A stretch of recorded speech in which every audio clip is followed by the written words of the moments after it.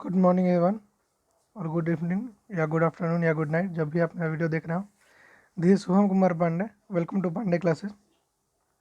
आज जो हमारा है वो जो लेक्चर है वो आपका थर्ड लेक्चर है, नेशनलिज्म इन इंडिया, जो कि आपकी हिस्ट्री का सेकेंड चैप्टर जो कि पढ़ना है उसका ये थर्ड पार्ट है। इसमें हम लोग आज पढ़ेंगे India toward civil disobedience movement. इससे पहले हम लोग फर्स्ट वीडियो में बात किए थे आपको खिलाफत मूवमेंट के बारे में, सेकेंड वीडियो में बात किए हम लोग रॉलेट एक्ट के बारे में, एंड थर्ड वीडियो है आपका जिसमें हम लोग बात करेंगे आज दांडी मार्च और सिविल डिसोबीडियंस मूवमेंट के बारे में। ठीक है, तो चलिए शुरू करते हैं। उससे पहले कल कहाँ तक पढ़े थे आपको पता है, याद है? या या फिर कोई करके पढ़ना चाहिएगा? याद है तो सोचिए, अपने मन में सोचिए कि आपको याद है कि नहीं है, जो भी पढ़े थे आपको याद आ रहा है कि नहीं आ रहा है, उसमें कोई दिक्कत है क्या? कोई दिक्कत है तो आप कमेंट भी कर सकते हैं इस वीडियो के नीचे या फिर उसी वीडियो के नीचे कर सकते हैं, कोई दिक्कत नहीं है। पहले आप सोच के देखिए क्या आपको जो पिछले वीडियो में पढ़ाया गया था आपको याद है या नहीं है। इससे क्या होगा कि आपको रिवाइज हो जाएगा। इससे पहले हम लोग जो बात किए थे आपका फर्स्ट वीडियो से बात करते हैं, तो पहले हम लोग बात किए थे कि कैसे नेशनलिज्म नेशनल स्टेट का उद्घाटन करने का मेन केंद्र होता है। फर्स्ट वर्ल्ड वार का क्या असर पड़ा था उस पर। महात्मा गांधी सत्याग्रह मूवमेंट स्टार्ट किए थे जब आकर के दक्षिण अफ्रीका से। फिर क्या हुआ था, जालियांवाला बाग कैसे हुआ शुरू, रॉलेट के खिलाफ कैसे सत्याग्रह मूवमेंट चलाया गया था, जालियांवाला बाग के कारण क्या किया गया था, उसको सत्याग्रह मूवमेंट को रोक दिया गया था। फिर शुरू किया गया था खिलाफत मूवमेंट जो कि मोहम्मद अली शौकत अली के द्वारा किया गया था। फिर नन कॉपरेशन मूवमेंट शुरू किया गया। नन कॉपरेशन मूवमेंट चलते चलते उसको रोक दिया गया because of Chauri Chaura act के कारण रोक दिया गया उसको। इसमें क्या बात किए थे हम लोग कि बाबा रामदेव जो कि पीजेंट का लीडर थे वो कैसे अवध किसान सभा के बाद हुआ था। फिर आलूड़ी सीताराम राजू जो कि गुडेम हिल्स का जो था वो अपने आप को बताता था कि हाँ वो बहुत अच्छा एस्ट्रोलॉजर है, वो गोली भी खा सकता है तो कुछ नहीं होगा उसे, मतलब ऐसा सब बात हम लोग कल किए थे। फिर हम लोग उसी में पढ़े थे नेक्स्ट प्लांटेशन वर्कर जो असम का था उसके बारे में बात किए थे, जिन्हें लगता था कि अब गांधी राज आ चुका है और वो लोग बाहर निकल गए और उससे पुलिस उन्हें मारा। ऐसे करके क्या हुआ, चौरी चौरा एक्ट शुरू हो गया जिसको बंद करने के लिए नॉन कॉपरेशन खिलाफत मूवमेंट को रोकना पड़ा। आज जो बात करेंगे हम लोग करेंगे द सिविल डिसोबीडियंस मूवमेंट के बारे में। चलिए शुरू करते हैं। तो इसमें घटना क्या है कि फरवरी 1922 में गांधी जी ने नॉन कॉपरेशन मूवमेंट को रोक दिया। ठीक, उनका मानना था कि मूवमेंट विद्रोह की तरफ बढ़ रहा है। चूँकि वो अहिंसा के पुजारी थे तो वे चाहते थे कि किसी भी मास रैली से पहले सत्याग्रही जो है, जो भी लोग सत्याग्रही हैं उनको प्रॉपर ट्रेंड करना बहुत ज़रूरी है। वही लिखा हुआ है कि he felt that movement was turning violent in many places and satyagrahi needs to be properly trained. उनको प्रॉपरली ट्रेंड करना काफ़ी ज़रूरी है। कुछ नेता कांग्रेस के इन सब से थक चुके थे। वे 1919 के जो एक्ट ऑफ गवर्नमेंट था ना, Indian government of Indian act 1919, उसके तहत जो चुनाव होने वाला था प्रोविंशियल काउंसिल का, उसमें वो लोग पार्टिसिपेट करना चाहते थे बिकॉज उनका मकसद क्या था, क्योंकि उनको लगता था कि जो काउंसिल में रह करके ब्रिटिश के पॉलिसीज़ को रोकना या उनका विरोध करना काफ़ी आसान है। वही लिखा हुआ है यहाँ पे कि within the Congress some leader were now try to mass struggle and wanted to participate in election to the provincial council that had been set up by the government of Act India 1919. They felt that it was important to oppose British policies within the council, argue for reform, or also demonstrate that the council were not truly democratic. इसमें जो आगे आया वो हमारे थे C R दास और मोतीलाल नेहरू जी। उन्होंने क्या किया कि स्वराज पार्टी का गठन किया कांग्रेस के अंदर ही, मतलब नेहरू फॉर्म क्या किया Swaraj party within the Congress to argue for the return to council policy. इसके लिए क्या किया उन्होंने कांग्रेस के अंदर ही ये पार्टी बनाए। वहीं जो जवाहरलाल नेहरू थे और सुभाष चंद्र बोस थे जो कि उग्र यानी कि काफ़ी गर्म खून के कहे जाते थे, यानी यंगर लीडर थे, वे ज़्यादा रेडिकल मास एजिटेशन मतलब कि उग्र जन आंदोलन। उग्र जन आंदोलन करने का मतलब हुआ कि जो कि अहिंसा से नहीं भुजा बल से जीतना चाहते थे। उनका मानना था कि ये हक अगर जो हक मांगने से नहीं मिलता छीनने से मिलता तो छीनने के लिए वो लोग, मतलब ऐसा था, वो लोग उग्र किस्म के थे। ठीक, तो वो लोग क्या किए, वो लोग अपना वे लोग फुल इंडिपेंडेंस का दबाव बनाए हुए थे। जैसे सी आर दास और जो मोतीलाल नेहरू थे वो चाहते थे कि चुनाव जीत करके उसके मतलब जो ब्रिटिश पॉलिसीज है उसके अंदर रह करके जो पॉलिसी वो निकालता है उसको रोक सकें या फिर उस पर बात कर सकें। और जो जवाहरलाल नेहरू और जो सुभाष चंद्र बोस थे वे चाहते थे कि वो लोग जोड़ बनाए हुए थे कि फुल इंडिपेंडेंस का जोड़ वो लोग दबाव बना रखे थे। सी आर दास वही हो गया यहाँ पे। फिर बात करते हैं एंड दैट्स इट। वही लिखा हुआ है कि younger leader like Jawaharlal Nehru and Subhash Chandra Bose past for more radicals mass agitation and for full independence. ना बात करते हैं कि अब बात करते हैं कि ऐसे दो कारणों की। In such a situation the internal debate and dissension to factor against shaped Indian political toward the late 1920। आखिरी के 20वीं सदी के आखिरी में जो इंडियन पॉलिटिक्स मतलब भारतीय राजनीति था उसका तो पूरा रूप रंग ही बदल गया। उसमें क्या माहौल चल रहा था, उसमें क्या था, असहमति का या इंटरनल डिबेट का माहौल चल रहा था। उसके बीच में एक ऐसा दो कारण हुआ जिसके कारण भारतीय राजनीति की रूपरेखा एक बार फिर बदल गई 20वीं सदी के आखिरी में। वो दो कारण इस प्रकार हैं। पहला कारण है आपका the first was the effect of world wide economic depression. पहला क्या है, let me take a pen, okay. The first, इसमें फर्स्ट कारण क्या है आपका समझ में है? The first was the effect of world wide economic depression and second क्या था, जो कि पहला बार क्या हुआ कि जो वर्ल्ड वाइड मतलब पूरे दुनिया में वैश्विक महामारी जो चल चुकी थी उसके कारण हुआ। दूसरा क्या था कि agriculture prices began to fall from 1926 to collapse in 1930। जो एग्रीकल्चर का प्राइस था यानी अनाज का जो प्राइस था वो 1926 से घटते घटते 1930 में तो साफ खत्म ही हो गया था, प्राइस था ही नहीं, प्राइसलेस हो गया था। कि as the demand of agriculture goods fell and export decline peasants found it difficult to sell their harvest and pay their revenue. अब चूंकि एग्रीकल्चर गुड्स का दाम साफ गिर गया था, जो किसान थे वो लोग अपना सामान बेच नहीं सकते थे, बेच कर नहीं चुका सकते थे। तो by 1930 the country side was turmoil.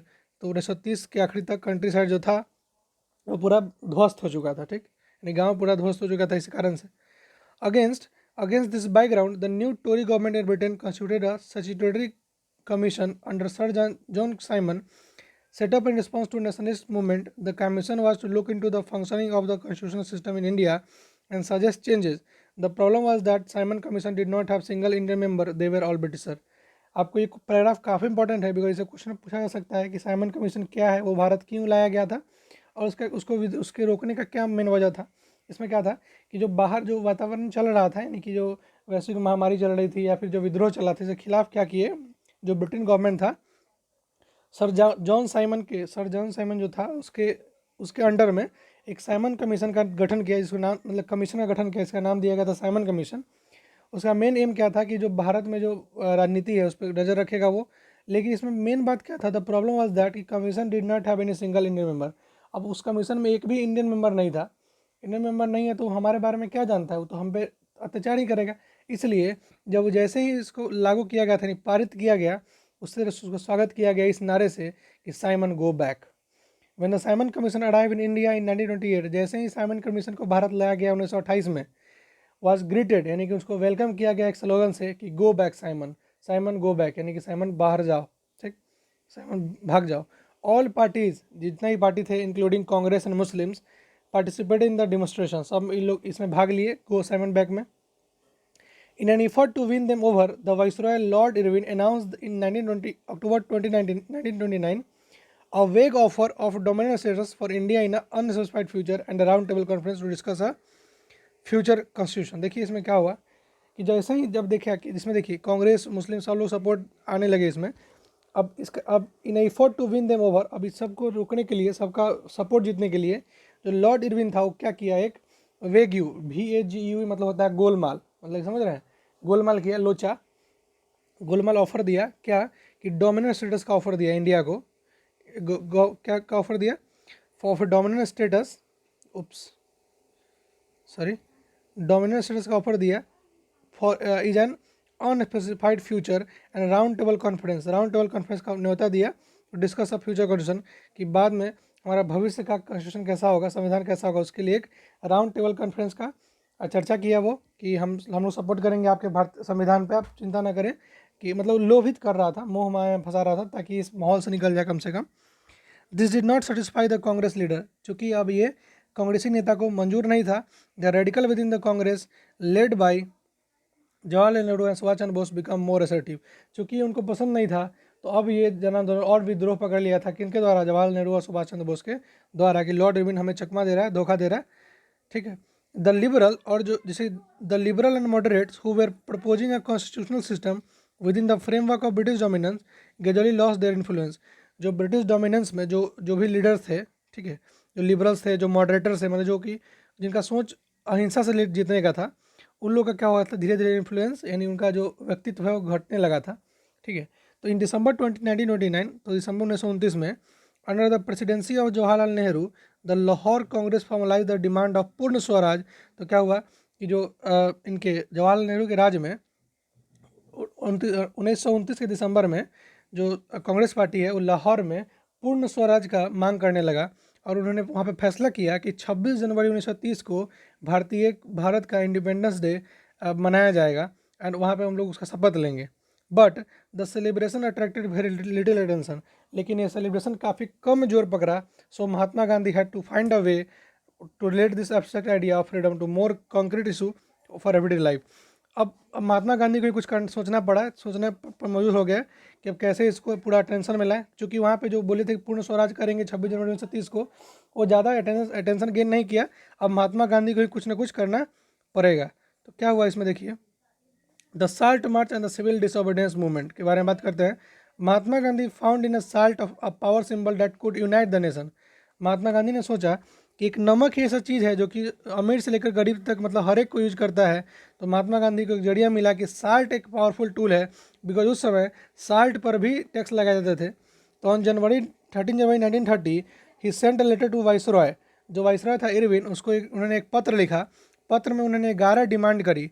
Some of this were of general interest, कुछ तो जनरल इंटरेस्ट के बारे में था, कुछ का था, and other were specific demand of different classes from industrialist from peasant, और बाकी कुछ मांगे थी जो कि इंडस्ट्रियलिस्ट की थी और पीजेंट्स की थी, उनकी मांगों का एक पत्र था। उसका आइडिया क्या था इनका, the idea was to make the demand wide ranging so that all classes with Indian society could identify with them and everyone could be brought together united comment. उनका मांग क्या था, इतना लंबा चौड़ा पत्र लिखने का मेन मकसद क्या था कि सभी वर्ग को कुछ ना कुछ हेल्प मिले, ताकि सब कोई इस कैंपेन में जुड़ा रहे। ठीक है, मान लीजिए खाली वो पीजेंट के लिए पत्र लिखते तो इंडस्ट्रियलिस्ट गुस्सा जाते, सिर्फ इंडस्ट्रियल के लिखते तो पीजेंट गुस्सा जाते, इसके लिए उन्होंने सबके बारे में लिखा। The most stirring of all was the demand of abolish the salt tax. और सबसे बड़ा जो डिमांड था वो था साल्ट टैक्स, यानी नमक पर जो टैक्स कर था उसको खत्म कर दिया जाए। Salt was something consumed by the rich and the poor alike, and it was one of the most essential item of the food। चूँकि जो नमक है वो अमीर से लेकर गरीब तक सब इस्तेमाल करता है, और नमक एक बहुत अभिन्न अंग है एक खाना के लिए। ठीक है, वही the tax on salt and the government monopoly over its production. तो उनका जो मांग था कि जो साल्ट पे जो आपका मोनोपोली है उसको ख़त्म करिए, साल्ट के टैक्स को ख़त्म कर दीजिए। ठीक है, वही लिख लिए, the tax on salt and the government monopoly over production Mahatma Gandhi declare reveal the most oppressive face of British rule. और उन्होंने एक समझिए तो एक धमकी भरा पत्र दिया था ब्रिटिश के उनको। ठीक, Mahatma Gandhi letter was in a way an ultimatum, मतलब उनका जो महात्मा गांधी का पत्र था वो क्या था, एक धमकी के बराबर था कि अगर ये डिमांड का फुलफिल नहीं किया गया था 11 मार्च तक अगर नहीं किया गया, the letter stated that if the demand were not fulfil on by 11 March the Congress would launch a civil disobedience campaign. तो हम लोग एक क्या करेंगे, सिविल डिसओबीडियंस मूवमेंट का शुरुआत कर देंगे। Irwin was unwilling to negotiate, लेकिन इरविन इस पर कुछ रिस्पॉन्स नहीं दिया। So Mahatma Gandhi started his famous salt march campaign by 78 of his trusted volunteer. जब इरविन इस पर कोई ध्यान नहीं दिया तो महात्मा गांधी ने 78 अपने वॉलंटियर के साथ साल्ट मार्च शुरू कर दिया। The March was over 24 miles. जो मार्च था क्या था, 240 माइल्स का था। क्या था आपका मार्च 240 माइल्स का था। And Gandhi ji ashram in Sabarmati to the Gujarati coastal town of Dandi, जो कि गांधी जी के आश्रम जो साबरमती में था, गांधी जी आश्रम था साबरमती, वहाँ से लेकर के जो गुजराती का दांडी है वहाँ तक के लिए क्या था, एक मार्ग था, मतलब साल्ट मार्च होने वाला था। The volunteer walked for 24 days about 10 miles a day. जो वॉलंटियर थे वो 24 दिन लगातार चलते रहे, 10 माइल पर दिन, हर दिन 10 माइल चले। Thousands came to hear Mahatma Gandhi were stop. जहाँ महात्मा गांधी रुकते थे हज़ारों लोग उनसे बात करने आते थे। And he told them that what is they meant by swaraj and ऑक them to peacefully defy the British. उनका मेन मकसद होता था कि वहाँ के लोगों को समझाएं कि स्वराज क्या है और ब्रिटिश से कैसे इसे मांगा जाए। On the 6th April, he reached the Dandi and ceremonially violated the law manufacturing salt by boiling sea water। उन्होंने 6 अप्रैल को डांडी पहुंच करके मैंने अपना खुद से नमक उत्पाद किया, किससे करके, सी वाटर की समुद्र के पानी को उबाल करके नमक बनाना शुरू कर दिया। This mark the beginning of civil disobedience movement, मतलब एक चिन्हित हो गया कि सिविल डिसोबीडियंस मूवमेंट का एक प्रतीक हो गया, नींव डला गया वहाँ से। How was this movement different from the non cooperation movement. अब ये जो मूवमेंट चल रहा है वो नॉन कॉपरेशन मूवमेंट से कैसा अलग है। And people were now asked not only to refuse cooperation with the British as they had done in 1922 but also to break colonial rule. अब जो था इसमें जो नॉन कॉपरेशन मूवमेंट अलग किस लिए है, बिकॉज नॉन कॉपरेशन में क्या था कि आप ब्रिटिश को सहयोग ना करें, लेकिन इसमें क्या है कि 1922 में जो गलती किए थे सहयोग न करके, और इसमें क्या करना है, सहयोग न करते हुए भी कॉलोनियल रूल को हटाने का काफ़ी कोशिश करिए, मतलब कि इनको कोई हक नहीं कि हमारे देश में रहें, उनको हटाने के लिए भी आप सिविल डिसोबीडियंस मूवमेंट शुरू हो गया था। पहले तो क्या था, सिर्फ उनको बाइकआउट करना है ताकि छोड़ के चले जाए, लेकिन अब नहीं, बाइकआउट बाइकआउट तो करना ही है, लेकिन उनको ख़त्म करने का भी सोचते रहना है। Thousands in different pair of parts of country broke the salt law, manufactured salt and demonstrated in the front of government salt factories। हजारों हजार लोग जो साल्ट लॉ था उसके उसके खिलाफ खड़ा हुए। उसके बाद जो उनको कितने उन्होंने साल्ट बनाया खुद से, और कितने ही साल्ट फैक्ट्री जो गवर्नमेंट के जो साल्ट फैक्ट्री थे उनके आगे धरना धरा। ठीक, as the movement spread foreign cloth was boycotted. जैसे ही मूवमेंट बढ़ा, फॉरेन का क्लॉथ बाइकआउट कर दिया गया था, जो शराब की दुकान उसको बंद कर दिया गया था। पेजेंट रिफ्यूज टू पे रेवेन्यू, जो पेजेंट थे वो रेवेन्यू देना बंद कर दिए थे। जो चौकीदारी टैक्स था उसको बंद कर दिया गया था। विलेज ऑफिशियल रिजाइन, जो विलेज के ऑफिसर्स थे उन्होंने रिजाइन कर दिया अपने पद से। इन many places forest people violated forest law, जो वन का जो कानून था कि आप वन में नहीं घुस सकते हैं, वहाँ की लकड़ी नहीं चुन सकते हैं, वहाँ अपनी गायों को नहीं चरा सकते हैं, उन सबको छोड़ दिया गया। सारा लॉ पे सारा को उन्होंने वायलेट किया उन लोगों ने। Going in to reserve forest and collect wood and graze, जो वन का नियम था उसको तोड़ करके लकड़ियाँ लाया उन्होंने और अपने गायों बछड़ों को उसमें घास भी चरवाया। Worried by the development, the colonial government began arresting the Congress leader one by one। अब इससे चिंता में आकर के कि डेवलपमेंट बढ़ते हुए देख करके कॉलोनियल गवर्नमेंट क्या किया कि कांग्रेस के लीडर को एक एक करके अरेस्ट करने लगा। This led to the violent clashes in many places, इसी कारण काफ़ी विद्रोह हुआ कितने जगह। जब अब्दुल गफ्फार खान को, जो कि समझिए तो महात्मा गांधी का बायां हाथ था, या फिर एक डिवोटी यानी कि अब समझिए कि पुजारी था, उसको भी बंद कर दिया गया था, अरेस्ट कर लिया गया था 1930 में। Angry crowds demonstrated the street of Peshawar facing armed cars and police firing. जो लोग थे वो बेधड़क पुलिस की गोली का सामना करते हुए, या फिर जो बम से लदा हुआ कार था, आराम से रोड पे निकल गए बिना इस बात का डर उनके अंदर रखे हुए। ठीक, मैनी वेर किल्ड, कितने ही को मार दिया गया। एक महीना बाद महात्मा गांधी को भी अरेस्ट कर लिया गया था। जो इसके कारण क्या हुआ कि जो इंडस्ट्रियल वर्कर थे सोलापुर में, उन्होंने अटैक कर दिया पुलिस के पोस्ट को, म्यूनिसिपल बिल्डिंग्स को, लॉ कोर्ट्स को, रेलवे स्टेशन को, और जितने भी सिंबल थे ब्रिटिश रूल के सिंबल वाले जितने भी जगह थे, ऑल स्ट्रक्चर को उन्होंने डिस्ट्रॉय कर दिया। और इससे क्या हुआ कि frightened government responded with the policy of brutal repression. लेकिन इसके जवाब में जो गवर्नमेंट चला रहा था ब्रिटिश गवर्नमेंट, वो इसका बहुत ही निर्दयी तरीके से जवाब दिया। पीसफुली सत्याग्रहीज वेर अटैक्ड, जो शांति चाहते थे सत्याग्रही उनको अटैक किया गया था। कितने ही बच्चों को और औरतों को मार दिया गया था। करीब 1 लाख पीपल को अरेस्ट कर लिया गया था उस समय। In such situation Mahatma Gandhi once again decided to call off the movement and enter into the pact with Irwin on 5 March 1931। अब इस सिचुएशन को देख करके महात्मा गांधी एक बार फिर पूरे मूवमेंट को बंद कर दिए 5 मार्च 1931 को। बाय दिस, इसके बाद क्या हुआ कि गांधी इरविन पैक्ट, गांधी और इरविन का एक साझा हुआ, जिसमें कि क्या था कि Gandhi ji consented to participate in round table conference. देखिए, गांधी जी अब तैयार हो गए राउंड टेबल कॉन्फ्रेंस के लिए, जो कि पहले क्या हुआ था, पहले तो कांग्रेस बाइकआउट कर दिया था। जवाहरलाल नेहरू और सुभाष चंद्र बोस को लगा था कि नहीं, जो इरविन है हमें लालच दे रहा है, तो पहला बार तो बाइकआउट हो गया था, इसलिए इसका नाम दिया गया सेकेंड राउंड टेबल कॉन्फ्रेंस। क्या नाम दिया गया था? Second round table conference. इसमें क्या हुआ था कि लंदन में बुलाया गया था इनको। Government agree to release the political prison, और जो वहाँ के गवर्नमेंट था वो एग्री मान गया, ठीक है, पॉलिटिकल प्रिजन को आज़ाद कर देंगे, जितना भी जेल में है सबको आज़ाद कर देंगे हम। सॉरी। तो 1931 के दिसंबर में क्या हुआ कि गांधी जी went to London, Gandhi ji को लंदन में गए, वहाँ जो कॉन्फ्रेंस चला था उसमें उन्होंने शिरकत भी किया। But the negotiation broke down and return disappointed, लेकिन कुछ वहाँ पे हुआ नहीं और उन्हें निराश वापस लौटना पड़ा। Back in India he discovered that the government had begun a new cycle of repression। जब उन्होंने इंडिया आया, जो वापस भारत आए, उन्होंने देखा कि जो गवर्नमेंट था वो मतलब दबाव बनाने का एक नया तरीका अपना लिया था। Ghaffar Khan and Jawaharlal Nehru both in jail, Ghaffar Khan और जवाहरलाल नेहरू दोनों जेल में थे। And the Congress had been declared illegal, और कांग्रेस को क्या गया था, कांग्रेस को बोला गया था कि आप देशद्रोही हैं, ऐसा उनको एक तगमा दे दिया गया था कांग्रेस को। किनके द्वारा? ब्रिटिशर्स के द्वारा। जो भी series of major taken to impose to prevent meeting, कोई मीटिंग नहीं होगा, इसके खिलाफ सख्त कार्रवाई करना शुरू कर दिया था उन्होंने। डिमोस्ट्रेशन वेयर बाइकआउट्स, और कोई भी सुझाव जहाँ पे हो रहा था सबको उन्होंने बाइकआउट करना शुरू कर दिया था। With great apprehension, Mahatma Gandhi relaunched the civil disobedience movement for over a year। The movement continued but the 1934 it lost it momentum. इसके कारण क्या किया, जब उन्होंने वापस आए तो वापस से सिविल डिसोबीडियंस मूवमेंट जिनको उन्होंने ख़त्म कर रखा था फिर से शुरू कर दिया। बट ये जो दूसरा बार जो शुरू हुआ वो ज़्यादा मोमेंटम गेन नहीं कर पाया, लेकिन 1934 तक जाकर जाते ही क्या किए, ख़त्म हो गया, ये करीब करीब खत्म सामान दिख रहा था। अब ऐसा क्यों हुआ इसके बारे में बात करते हैं कि how participant saw the movement. दूसरा बार जो शुरू हुआ था मूवमेंट, इसको लोग कैसे देख रहे थे इसके बारे में बात करते हैं। देखिए, let us now look at the different social groups that participated in the civil disobedience movement. Why did they join the movement, क्यों उन्होंने मूवमेंट को ज्वाइन किया, उनका क्या आइडियल था, और what does swaraj mean to them, और उनके लिए स्वराज का मतलब क्या था, उसके बारे में बात करें। इन कंट्री साइड यानी कि जब गांव कस्बे की बात करें, जो या फिर गुजरात के जो पट्टीदार थे या फिर जो उत्तर प्रदेश के जाट्स थे, were active in the moment, वो क्या थे, इस मोमेंट में एक्टिव थे। Being producer of commercial crop they were very hard hit by the trade depression and falling prices. चूँकि वो कमर्शियल क्रॉप के ज़मींदार भी थे, तो उन्हें ये जो आर्थिक तंगी आ रही है या फिर जो दाम घटे हुए हैं उनसे काफ़ी उन्हें दिक्कत था। As their cash income disappear, चूँकि उनका नकदी जो अमाउंट है वो खत्म हो रहा था। And the refusal of the government to reduce the revenue और demand led to the widespread रेजनमेंट।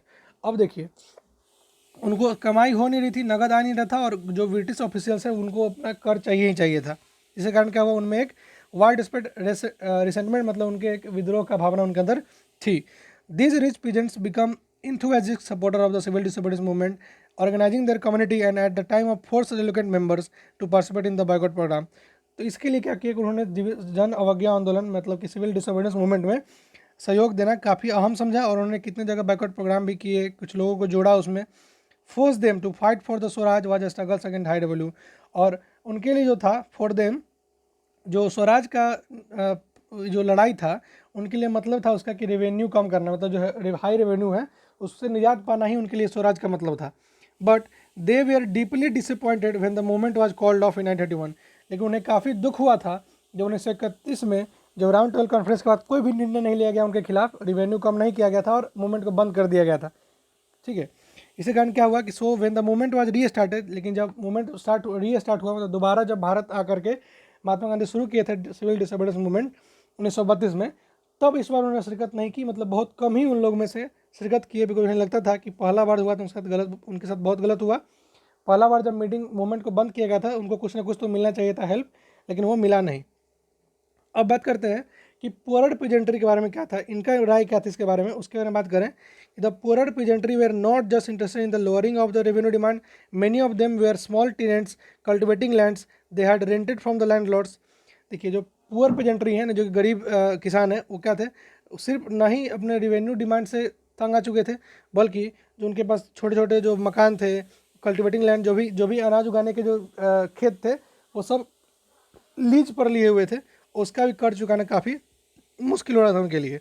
As the depression continued and cash income dwindled, the small tenant found it difficult to pay their rent. अब चूँकि उनको rent पर रहना है, खेत अपना है नहीं, खेत पे अनाज उनका उगाना है, सरकार को उसका टैक्स भी देना है, ज़मींदार को भी देना है, फिर अपना बचे तो खाना भी है। इसी का वो लोग इतना, अब मान लीजिए उसके बाद क्या हुआ कि इतना डिप्रेशन आ गया, सामान बिक नहीं रहा है। अब मान लीजिए कि आप किसी से खेत लीजिए, आपका घर किराए पे है, खेत लीजिए, खेत का कर आपको आधा किसी और को देना है, आधा खेत वाले को देना है, थोड़ा बचा तो आपको रखना है। उसके बाद उसमें भी आपको उस सामान बिके नहीं, सामान बिकेगा नहीं तो आपको पैसा आएगा नहीं, पैसा आएगा नहीं तो आप कैसे जिएंगे। And that the situation face by the poor pageantry. तो उसमें जो यहाँ के गरीब थे उनको ऐसा सिचुएशन फेस करना पड़ रहा था। They wanted the unpaid rent to the landlord to be remitted. तो उनको चाहते थे कि जो भी अभी तक कर है उनको माफ़ कर दिया जाए उनके लिए। And they joined a variety of radical movement often led by the socialist and communist. जितना भी सोशलिस्ट या कम्युनिस्ट जो भी ऑर्गेनाइजेशन या फिर जो भी रैली करते थे, उनमें उन्होंने शिरकत देना शुरू कर दिया। क्या हुआ फिर, apprehensive of the rising issue that might upset the rich peasant and landlords, the Congress was unwilling to support no rent campaign in the most places। अब देखिए, भाड़ा न देने वाला जो कैंपेन चालू हुआ था उसमें कांग्रेस शिरकत नहीं कर रहा था, बिकॉज कांग्रेस को डर था कि अगर हम पीजेंट्स के साथ आएंगे, मतलब किसानों के गरीब किसानों के साथ आएंगे, तो जो हाई इंडस्ट्रीज है, मतलब जो उद्योगपति हैं या फिर जो आपका मतलब ज़मींदार है काफ़ी हैवी वाला, वो लोग हमसे नाराज़ हो जाएंगे। इसी कारण क्या हुआ कि लोग जो गरीब था उनको सपोर्ट नहीं करते थे कांग्रेस वाले, मतलब कि इसमें शिरकत नहीं किए थे। सो इसी कारण क्या हुआ, जो गरीब था यानी जो पुअर पीजेंट था और जो कांग्रेस था, उनके अंदर जो रिलेशनशिप था वो काफ़ी कमज़ोर था, मतलब रिमेन अनसर्टेन, यानी कि बहुत ही मतलब बदर टाइप था, मतलब नहीं सपोर्टिव नहीं था, ठीक है। What about the business class, let's talk about business class. अब बात करते हैं, ये तो बात हो गया पुअर पेजेंट्री का और जो वहाँ के जो जज थे या फिर जो पटीदार थे उनके बारे में बात हो गया। अब बात करते हैं बिजनेस क्लास का क्या रुख था इस सिविल डिसोबीडियंस मूवमेंट के बारे में जो दोबारा शुरू किया गया था, उनमें उनका क्या मतलब था उसके बारे में बात करें। तो how did during the first world war Indian merchant and industrialist had made huge profit and become powerful. देखिए, जब फर्स्ट वर्ल्ड वॉर हुआ था, जो इंडिया के जो काफ़ी बड़े बड़े उद्योगपति या फिर जो बिजनेसमैन थे, उन लोग क्या हुआ, काफ़ी धन कमा चुके थे उस दौर में, ठीक है। And keen on spending their business, तो अपने, अब मान लीजिए आप पैसा कमाइएगा, बिजनेसमैन है तो अपना बिजनेस को बढ़ाइएगा। अब they now reacted against colonial policies that restricted business activity. अब बिजनेस बढ़ गया और जो कॉलोनियल एक्टिविटीज़ था वो लोग, अब उनका बिजनेस चल, भारतीय जो सामान था उनका उपयोग करने नहीं देता था लोग को, या फिर जो भारतीय अपनी जो सामान प्रोड्यूस हो रहा था उसको बाहर भेजने नहीं दे रहा था। यानी निर्यात नहीं होगा तो आप घर के अंदर कितना इस्तेमाल कीजिएगा, समझ में आ रहा है। तो उनसे वो लोग तंग आ चुके थे कि यार ये जो जो नियम है कि हाँ अपने सामान को बाहर नहीं बेच सकते उसको बंद किया जाए, ठीक। They wanted protection against import of foreign goods and rupee sterling foreign exchange ratio that would discourage imports. और जो रुपया का जो वैल्यू है उसको कि बढ़ा दिया जाए, यानी कि जो रेशियो होता था अनुपात उसको अच्छा किया जाए, एंड देन कि हम निर्यात करना शुरू करने का इजाज़त दे दिया जाए, ठीक। To organise business interest they formed the Indian industrial and commercial Congress in 1920। इस बिजनेस को बढ़ाने के लिए उन्होंने एक Indian industrial and commercial Congress 1920 में गठन किया।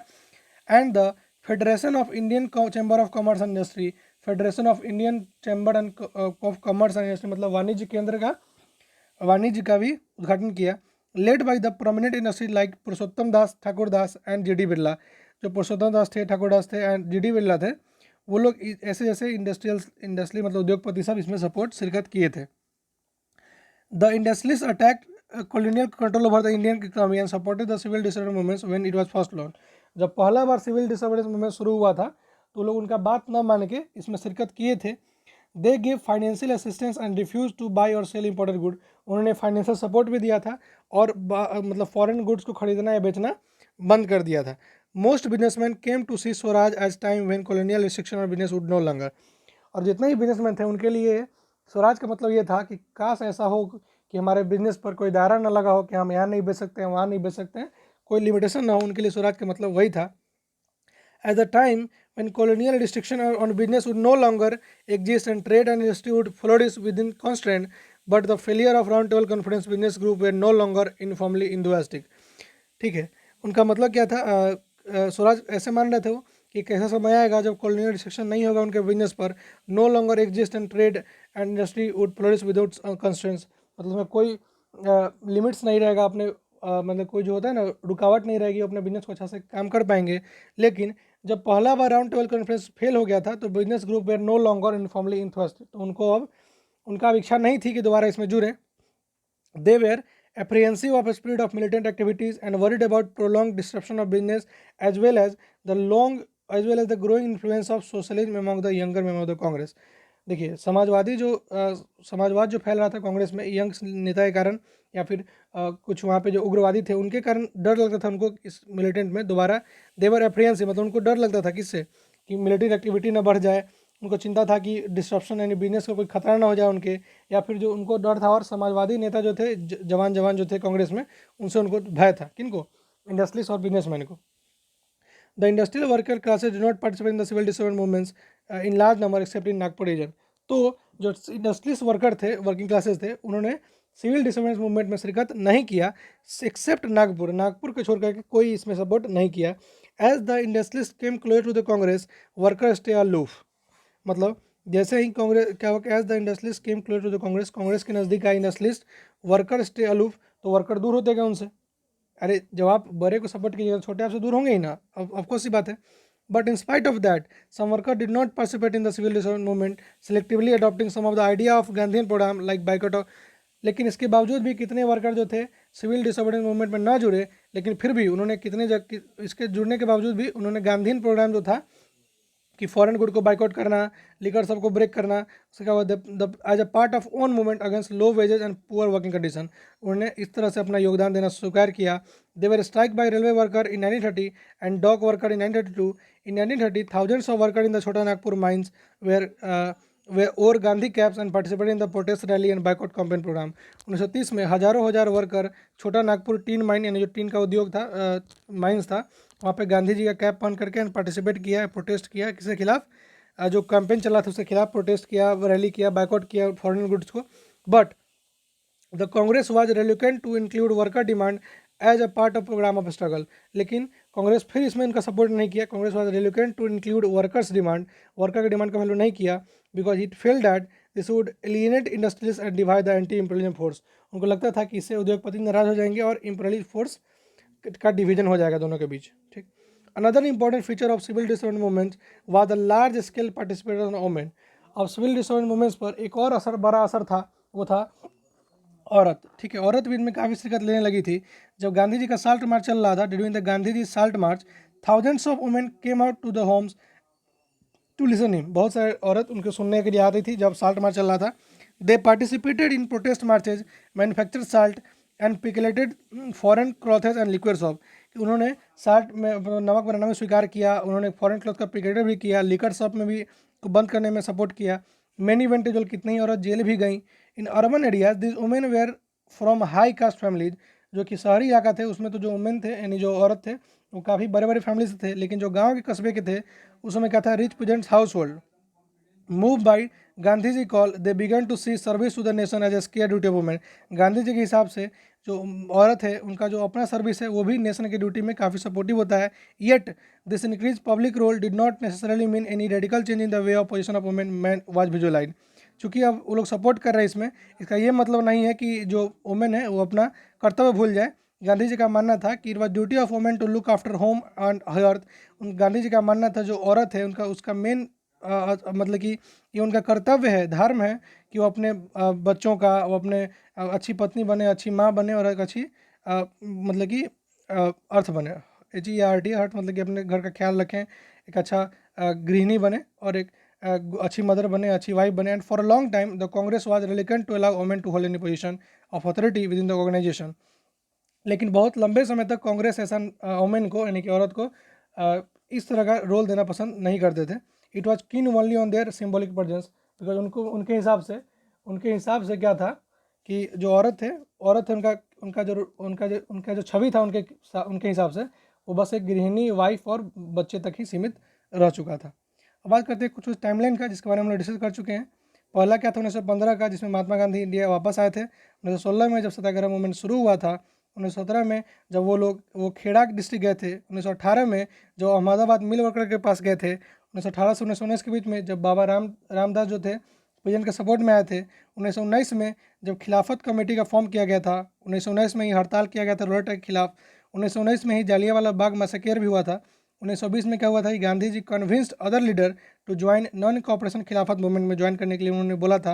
1921 में ही नॉन कॉपरेशन और खिलाफत मूवमेंट को शुरू भी किया गया था। 1922 में चौरी चौरा एक्ट हो गया, जिसके कारण नॉन कॉपरेशन मूवमेंट को उन्होंने वापस ले लिया। 1922 में वैसा हुआ। 1924 में क्या हुआ कि अल्लूरी सीताराम राजू को 2 साल के लिए क्या किया था कि आर्म्ड ट्राइबल स्ट्रगल में अरेस्ट कर लिया गया था। 1927 में क्या हुआ कि federation of Indian chamber of commerce and industry का गठन किया गया था। 1928 में साइमन कमीशन आया था भारत में। 1928 में Hindustan social Republic army HSRA का फाउंडेशन भी किया गया था। 1929 में लॉर्ड इरविन अनाउंस किए थे वैग ऑफर, मतलब कि गोलमाल ऑफर जो दिया था उन्होंने डोमिनेशन का, वो भी लाया था 1929 में। 1929 में लाहौर सेशन में पूर्ण स्वराज का गठन भी किया गया था। 1930 में BR अम्बेडकर इस्टेब्लिश किया गया था डिप्रेस क्लास एसोसिएशन। अब 1929 तक हम लोग बात कर चुके हैं। 1929 से 1930 1931 का बात करेंगे हम लोग अगले लेक्चर में, जिसमें हम लोग बात करेंगे कि क्या क्या दायरा था सिविल डिसोबीडियंस मूवमेंट का, क्या क्या दायरा था, what were the limits of civil disobedience movements, उसके बारे में बात करेंगे। और विजुअलाइजिंग लेसन, मतलब कि जैसे कि वहाँ पर थे आपको नेशनलिज्म यूरोप में कि कैसे नेशनलिज्म को भावना को प्रतीक में बांटा गया था, उसी तरह हम लोग यहाँ भी पढ़ेंगे विजुअलाइजिंग द नेशन फोर्थ या फिफ्थ लेक्चर में। तो this is third lecture and it's the end of third lecture. So it's time for homework guys. Homework में क्या है आपका फर्स्ट क्वेश्चन है कि explain the effect of world wide economic depression on India toward late 2020। 1920 में कैसी आपदा आई थी उसके बारे में लिखना है। दूसरा क्वेश्चन है how did the civil disobedience movement came in to force in various part of the country, explain with example. कैसे सिविल डिसोबीडियंस मूवमेंट्स प्रचार हुआ, कैसे साल्ट मार्च आया, सब कारण लिखना है आपको। थर्ड क्वेश्चन है कि महात्मा गांधी को क्यों लगा कि साल्ट पर ही एक साल्ट एक पावरफुल सिंबल है एक दूसरे को जोड़ने के लिए, बिकॉज पता है कि साल्ट एक कॉमन यूज सब्सटेंस है, इसको सबको यूज करते हैं, इस पर टैक्स लगाना यानी कि सबका इसमें टैक्स लग रहा है, सब सपोर्ट करेंगे, उनका इसे मानना था। इसके बारे में लिखिएगा। The civil disobedience movement was different from the non cooperation movement. ये क्वेश्चन काफ़ी इंपॉर्टेंट क्वेश्चन है, यानी कि आपका क्वेश्चन इतना बता रहे हैं तो सबसे इंपॉर्टेंट कोई माना जाएगा तो ये क्वेश्चन है कि सिविल डिसोबीडियंस मूवमेंट कैसे अलग था नॉन कॉपरेशन मूवमेंट के मुताबिक, उसके बारे में आप लिखना है इसमें। ये रहा आपका आंसर।